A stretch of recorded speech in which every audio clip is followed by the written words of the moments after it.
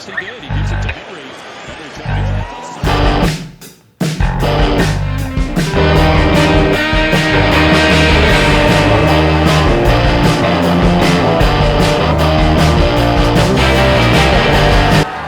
Hey everyone, welcome back to Great Sports Debates.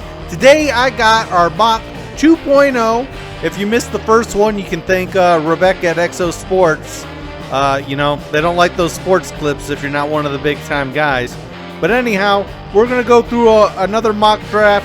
And then at the end, if you're interested, I'm going to give some quick UFC picks in light of those fights later on tonight. So, with that, starting with the number one pick, we have Caleb Williams to the Chicago Bears. I think this one's a no-brainer. It's been reported that Washington allegedly offered 3 number ones to go up. They're not moving up. This is about as locked in as, back in the days when some of the number 1 overall picks were signed before the draft even happened.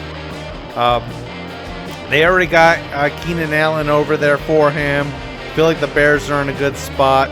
This is probably the easiest pick of the draft.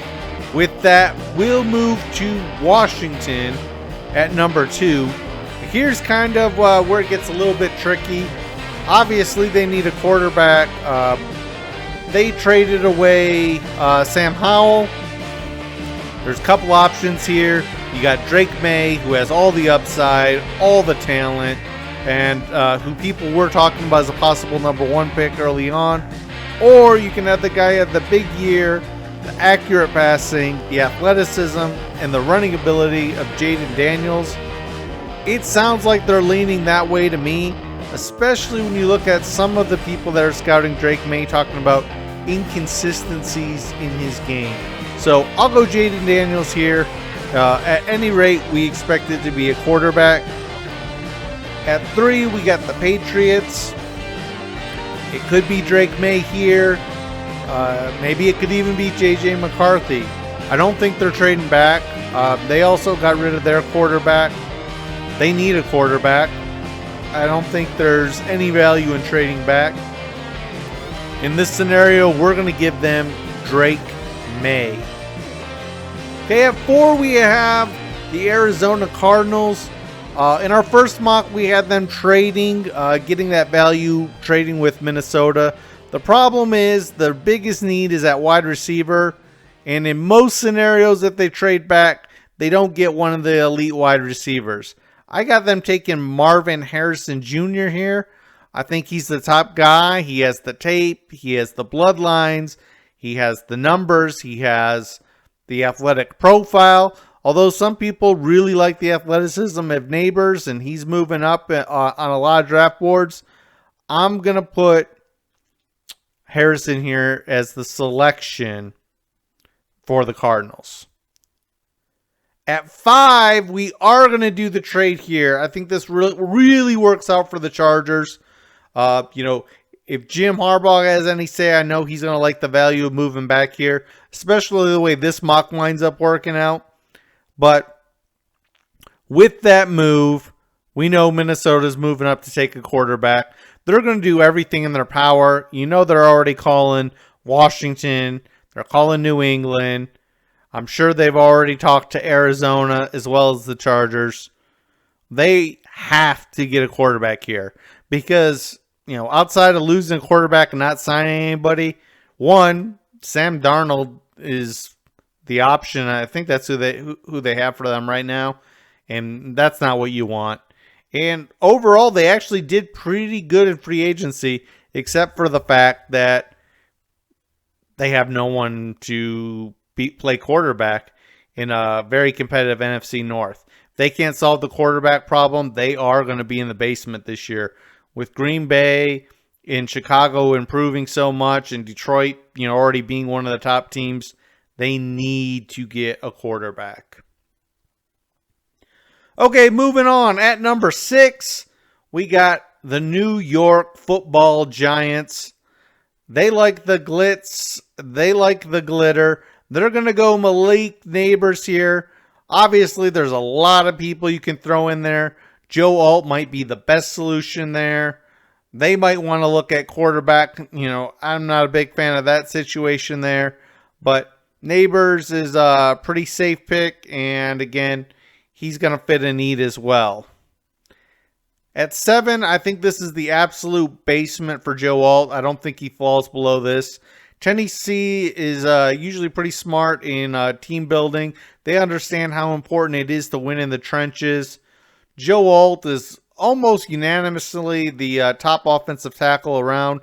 Even guys that like Chris Sims, who have him at number 2, have them in their tier 1 and talk about what a great prospect he is and that the fact that he can do it all.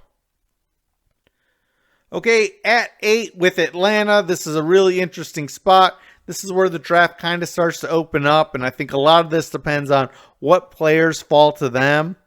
I think that they're going to like to have the best edge available, and they're going to get the first defensive player off the board, and in this case, it's Dallas Turner. He's one of the guys that everyone has as one of the top defenders available, and this is going to be a good fit with all the work they've already done on the offensive side. Atlanta is a team that I really like. If you remember, you can see the bets I've already made on them. They're going to win double-digit games this year. You heard it here first. At number 9 is Chicago. Now, this is tricky. Some people are saying Rome Odunze. If a draft falls this way, you got to take the best player available.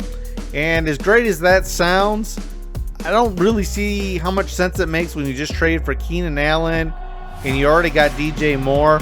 You're going to take someone to be your third wide receiver at best here.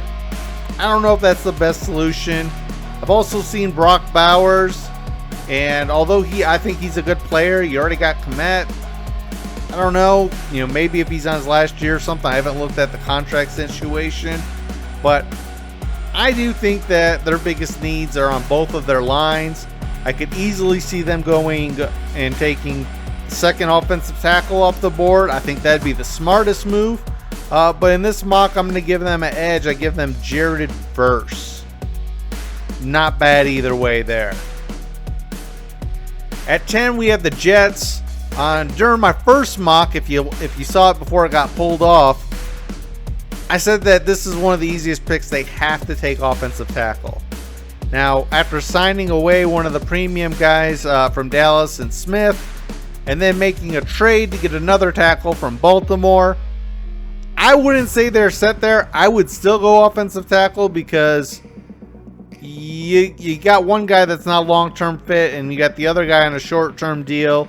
I'd want somebody young in there if it was me. However, I think the Jets are kind of all in on seeing what they can do this year with Aaron Rodgers and the players they got. I'm giving them Brock Bowers here. This guy's a versatile player that everyone seems to love a lot. I don't know. I'd usually want a little more sizzle where I'm taking the tight end so high and bigger numbers. I kind of want everything when I'm looking at a tight end this high. But people seem to love this guy, and I think this is a perfect fit, and you hear a lot of people talking about this connection. So at 11, if the Chargers did trade down with Minnesota, this would be a dream scenario with them getting the 2 first-round picks because they get a guy that would probably be in consideration if they stayed at 5 anyhow in Rome Odunze. This would, I figure for the Chargers either way, this is going to be great. They go back to 11. They're going to get one of these top 3 wide receivers or one of the top offensive tackles. Either way, filling a huge need. But Odunze's too good to pass up, and there's so many good offensive tackles. If he's available, I think they take Odunze here, and then they look at the best available offensive tackle at 23, which this class loaded with at least 6-7 first-round graded offensive tackles. There's going to be one available. Okay, moving on. Next, we have Denver at number 12. We mocked them a quarterback last time, and while I still think this is obviously their hugest need, I don't know if there's one that's going to be worthy or one that they want to pull a trigger on. I heard some people saying Bo Nix. I really don't like him that much. Michael Penix Jr. I thought played well, but again, I'm not seeing these guys work out. Their, velocity on their passes, their injury history, all their athletic and, physical measurables. What I can say about Penix is that This guy looked athletic on the field, and not only when he's in Washington, he's had a lot of hype behind him, even when he's in the Big Ten, leading some inferior teams. But for the sake of this mock, I'm going to give them just the best player available, especially with all the talks of the possible trades of Patrick Surtain that always go on, and give them Terrion Arnold, who's almost ranked by everyone the top cornerback. He didn't have great speed or combine testing, but obviously the most important thing is what you do on the field. He's a 5-star guy coming up, and he played great all year. I think this is a safe and great pick for the Denver Broncos. At 13, we have the Raiders. Again, this is another team where their top need is definitely quarterback, but again, I don't know if they're going to want to take one of these guys at this point. If they don't go quarterback here, there's a lot of different ways they could go. You'd like to have, there's still a lot of good cornerbacks available, but I think this is a team that knows they need to fix that offensive line. And a guy that's going to be hard to pass up is J.C. Latham here. This guy moves well. He's got a big body that still looks athletic. There's a lot of these guys that are like in the 340, and even bigger in the Mims category, that don't look sloppy. Like, these guys look athletic. Like, if you just saw them on the field in a picture, you'd be like, oh, who's that edge? Oh no, that guy's not 6'4", 270. He's 6'8", 330 or whatever. There's a couple of really big, monster, athletic tackles that have played well, and those guys are going to go early. Latham to the Raiders would be a great pickup, especially on a team that has drafted so poorly over recent years. Okay, at 14, we got the Saints. This is another one that's difficult because there's so many holes, so many ways to go, but when you look at a guy that people were talking about as a top 5 guy overall, grabbing that tackle out of Penn State is a great fit.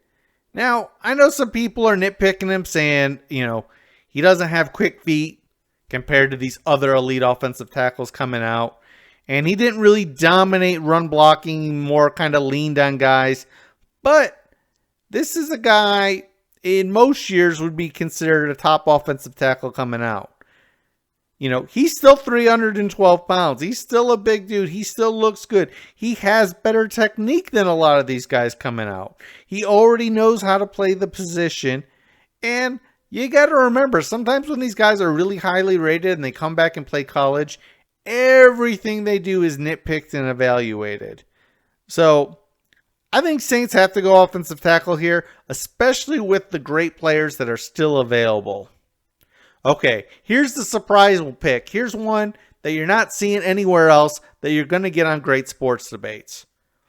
I can tell you through some pretty reliable sources that we know the Lions have been in talks moving up. In particular with the Colts and the Rams, 2 teams that they have connections with.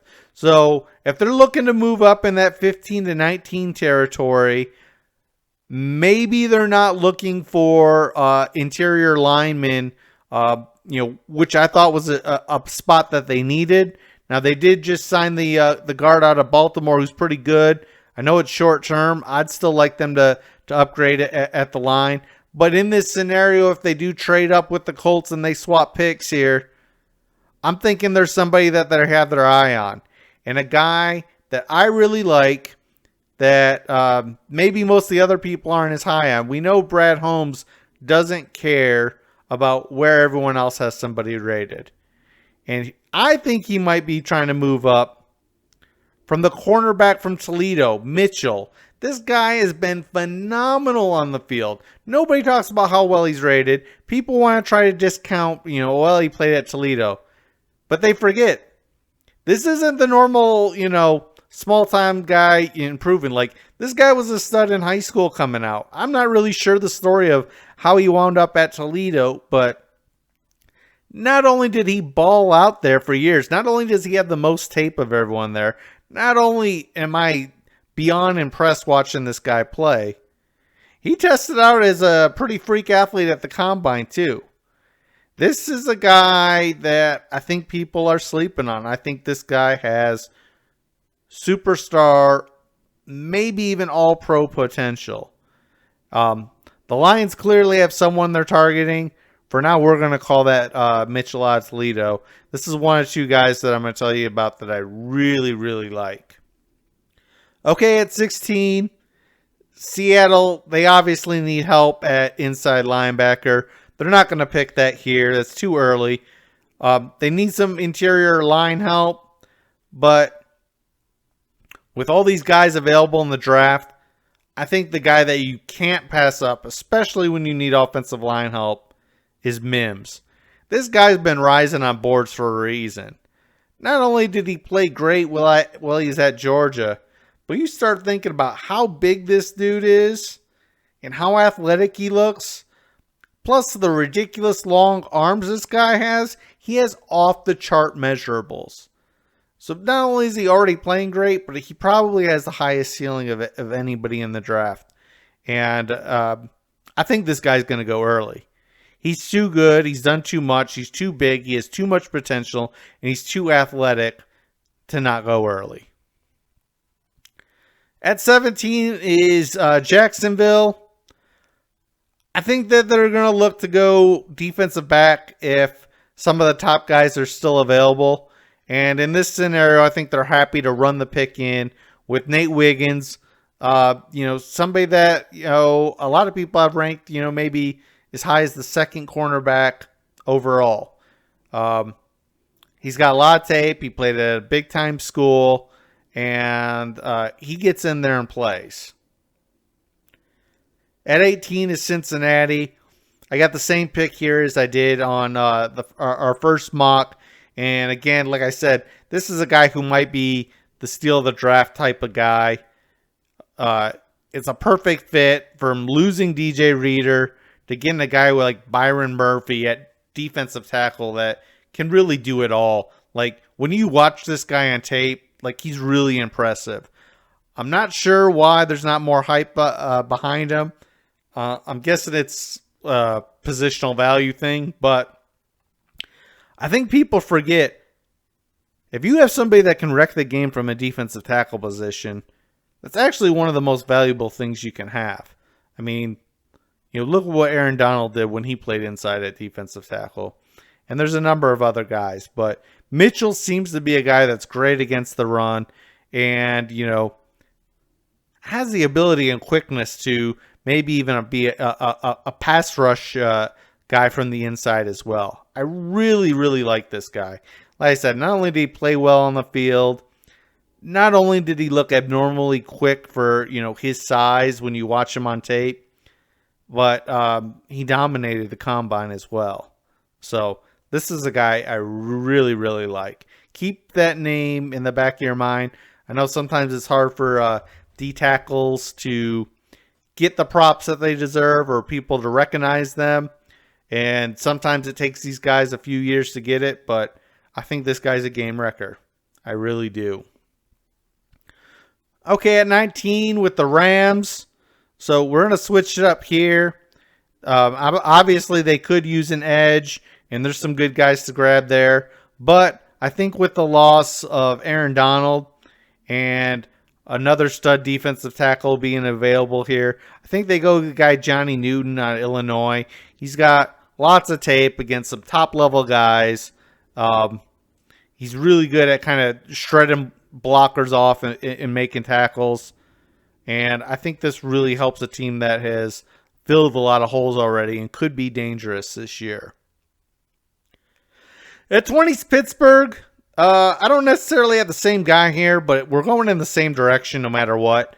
Pittsburgh always seems to work out the dream scenario. They always seem to work out good. They definitely need help on their offensive line, and there's going to be some great offensive lineman that falls to them at 20. There's just no way around it. Fuaga out of Oregon State is a stud. He played well against some top edges like Lay2, and I think he should be the selection here. There's other guys like JPJ that could be available, But I think Flog is a guy that could wind up moving inside as well, based on his short arms. But whether he plays guard or tackle, this guy is a solid prospect. And the Steelers understand that you win the game on the line of scrimmage. And I whether it's him or not, they're definitely going offensive line, in my opinion, here. At 21, Miami's a team that also needs help in the trenches, especially after free agency letting some guys go. And, some of those guys got overpaid, so I totally get it. There's actually a lot of places they could use help, whether it's edge or wherever. But in this scenario, I think JPJ could work. This guy has the makings of a special center or interior line play.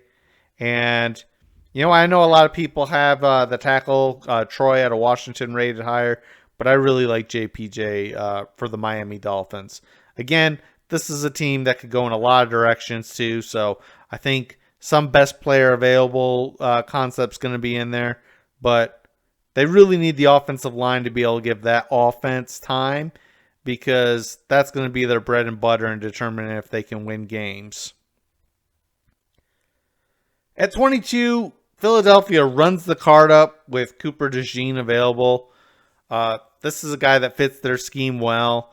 Their cornerbacks are both kind of long in the tooth, and they got kind of destroyed in their pass defense over the second half of the season.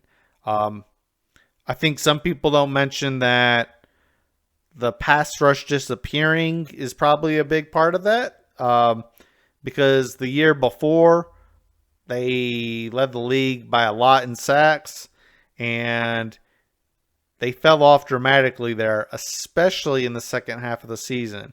So they might want to look and see if there's an edge guy or somebody. I know they solved a little bit of that in free agency, but they need to get to the quarterback, because their top guys there, they lost one of them. The other guy's long in the tooth. That makes all the difference in the world for that defense. Okay, at 23, we have the Chargers with their second pick. And like I said, this actually would be the dream scenario, in my opinion, if they were able to work out this trade with Minnesota. Now they got 2 first-rounders, and they can solve both huge needs if the draft breaks right for them. Here, I got them taking the offensive tackle out of Washington. I think it's a great fit. Jim Harbaugh is going to want to be able to pound the ball and control the offensive line. And now they're able to get an elite wide receiver, and they're going to be able to get somebody that can help them on the offensive line. So that would be a huge win if they're able to work that out. At 24, Dallas, they're also looking at offensive line help, especially after just losing another tackle. I think here they have to go and look at the upside of Tyler Guyton. I mean, this guy has a lot of potential, and he can learn from one of the best. Dallas has to find an offensive line piece here, in my personal opinion. I know they have some other needs, but I think this is a glaring one that's going to determine if they can stay as one of the top teams in the NFC. At 25, the Green Bay Packers, they're likely going to take the best offensive lineman or DB here. Unfortunately, a lot of these guys are gone. I think in this scenario, they're going to look to pick up Kool-Aid McKinstry, as, again, this is still too early to reach for anybody at linebacker or anywhere else there. I could also see them going edge, but I think McKinstry's the pick here. At 26, the Bucs are going to go best player available, and they're going to fill this spot with Letu. I think his value is just too strong here. His potential as a, wreck the defense kind of guy, especially with them losing some key pass rushers and, some old, longer in the tooth guys. You have to forget about the injury history here because the value's too big. And like I say, he played like 12 or 13 games last year. And I can't see him going much lower than here. At 27, Arizona has their second first-round pick. This is another team that I think can go best player available if they do get the wide receiver with their first pick. And I got them taking Chop Robinson here, helping out on the edge. I definitely think there's a lot of different ways they can go, just depending on how the draft breaks. They definitely want to get a wide receiver in round 1, though. Speaking of that, at 28, Buffalo probably has one of the most glaring needs at wide receiver. After moving on from Diggs, and they had already lost Gabe, they have to go wide receiver number 1. So I think. There's some other spots where they could go, but this seems to be a glaring hole. And I feel like if you don't fill it here, you might not be able to get another, you need some quality guys for Josh Allen to throw to. So the way this one breaks out, I think Brian Thomas Jr. is a no-brainer. I know you don't want to lean on your rookie to be wide receiver number 1, but they're going to have to include, a top rookie to help out in some way, because just look at the depth chart at wide receiver. Okay, at 29, in the scenario we gave where Detroit swapped with the Colts, the Colts have a lot of different ways that they can go here. I think they might reach for Lassiter as the last of the top cornerbacks, with defensive back being a position of need for the Colts. I could also see them going a couple other different directions here, but if one of the top 6 cornerbacks are here, I think they go that route for sure. At number 30, we got Baltimore. I think Graham Barton's slam dunk pick here. Some would consider him maybe the last of the elite big man on the interior line. They've lost a ton of linemen via trade and free agency, and that's an area that they're going to have to shore up to continue to be able to run the ball so dominantly and give Lamar Jackson time to find open wide receivers. At 31, this would probably be the worst case scenario for San Francisco, where you have a lot of the elite offensive tackles and defensive backs gone. In this scenario, I think they might reach for a guy that a lot of people still have rated pretty high, like maybe Jordan Morgan, offensive tackle. But they need to get another guy in that line. Trent Williams isn't getting any younger. The other tackle spot is kind of a disaster. And this is a team that has all the pieces to be a threat every year. And speaking of that, at 32, we got the Kansas City Chiefs. This is our team that we make money on every year, going over their win total, outside of last year, of course, where they missed it by half a game. But they're always a contender. We know they are terrible at wide receiver this year. And I think despite if there's more talented edge players available, they have to go wide receiver. And the way this draft broke out, I could see Xavier Worthy, but I'm going to go Adonai Mitchell here out of Texas. But I think no matter what it is, I think unless there's nobody that they like at wide receiver at this pick, they have to be thinking wide receiver. And I think there's a chance that a decent guy falls to them at 32. So that's who I have lined up for the mock draft. I'm going to do a quick run through on some of the upcoming UFC fights, with 300 being tonight, and just give you a quick thought on some of these fights. So early on, you got Figueiredo and Cody Garbrandt. Figueiredo is a big favorite here, but he's moving up in weight, and he is fighting a guy that still has knockout power, despite a suspect chin at this point. This would probably be a void for me. I don't like Figueiredo at minus 320, especially when I think there's a chance he could lose. Bobby Green and Jim Miller should be an entertaining fight. They've tried to make this fight a lot of times. Bobby Green's like a minus 180, 160, depending on where you look. There might be some value in that, but not something I'm betting. I'm not big on trusting Bobby Green, but it should be an entertaining fight. Next up, you got Jalen Turner, and I think he's definitely going to come through the win. He's minus 230, minus 240. That's bet worthy for me. I think Yusuf could get the upset over Diego. If you like that, he's plus like 120, plus 125. So worth a bet, a small bet, I would say. Holly Holm versus Kayla Harrison. Kayla Harrison's minus like 450-ish. So it's kind of a lot. I do like her a lot. I did a little medium-sized bet there on Harrison.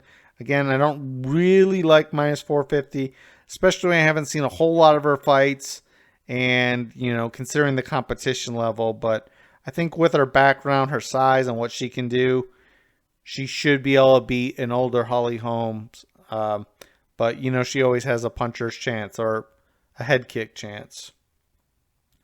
Cater Sterling is another great fight on the greatest card. I don't know why people keep having a hard time talking about how good UFC 300 is. I mean, the prelims are loaded. I mean, every matchup's so good. I'm going to avoid the Cater Sterling matchup. With Sterling moving up in weight and, Cater being heavy-handed, I think Cater can pull off the upset, but I'm not going to bet on it. I like Yuri in his fight, even as an underdog. I think that's worth a small bet there. Okay, Bo Nickel, they're making it tough. I want to say Caesars has him at minus 2,500, so I can't stomach betting 10 racks to win $400. I have seen it at some places like MGM. It's a little more manageable, like maybe minus 1,600. So if you find something like that, it might be worth making a large bet because I think Bo Nickel has pretty much zero chance of losing. Charles Oliveira, oh my God. He's fighting a young up-and-coming guy. He's an underdog. I can't ever bet against him. I'm going to avoid this one.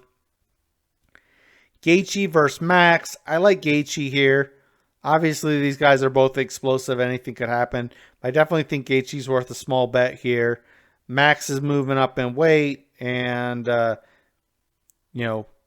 definitely give Max a puncher's chance because not only is he a great fighter, but Gaethje can be reckless as well. But I'm picking Gaethje here, and I like Gaethje in that fight. Then in the co-main event, we got a lot of money on Weili, and fortunately, we got most of that in early. We got her at minus 350. I'm saying at the same book, minus 550.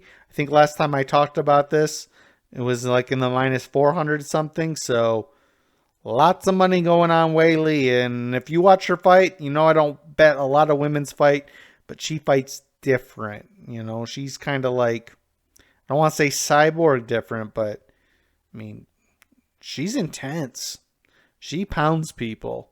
And she's been dominant in the fights I've seen. So I got heavy bet on Weili.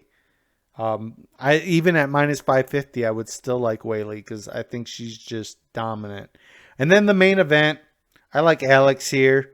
Jamal Hill has some heavy hands and some striking, but I mean, he's going against the kickboxer, and his thing is striking. And I haven't seen him in enough matches, getting enough of guys to have trust in him. Another light bet here on Alex as a small favorite. So that's what we got for the NFL draft, as well as UFC 300. We might do some kind of live stream. Who knows? Everything gets pulled down around here for copyright nonsense. But let me know what you think in the comments section.